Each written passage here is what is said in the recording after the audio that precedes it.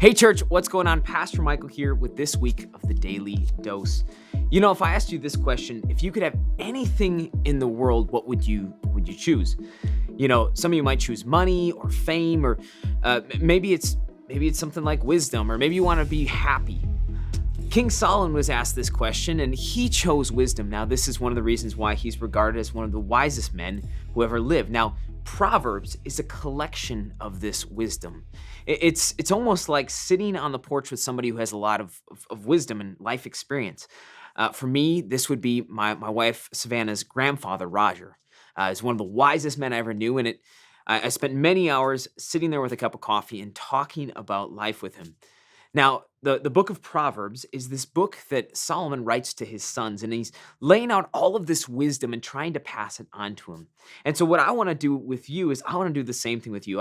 I want you to picture this as this moment in your morning where we get to pass some wisdom on you directly from the word of God. Now, what is wisdom?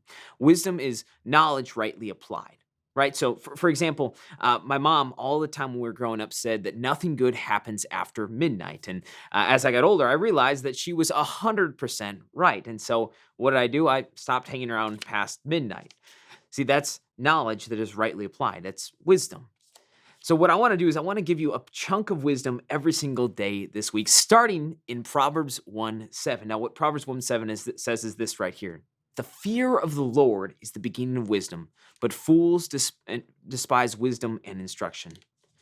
Now, what does this mean, right? Are we supposed to be scared of God? No. See, what this is reverence of the Lord and of his grace. See, here's the recognition that I need you to make. It looks like this. I'm a sinner. There's a Post-it note that I'm holding right here, and this is a Post-it note that I had sitting in my car for a while, and what it says is this: I don't deserve it.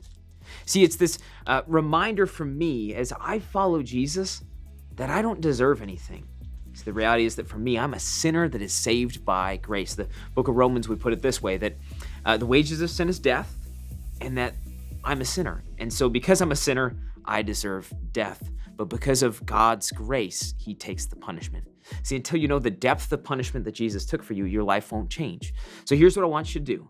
I want you to take a moment today to recognize that you don't deserve the grace you're given. And I want you to see how this changes the way that you live. This has been the Daily Dose. We'll catch you guys tomorrow.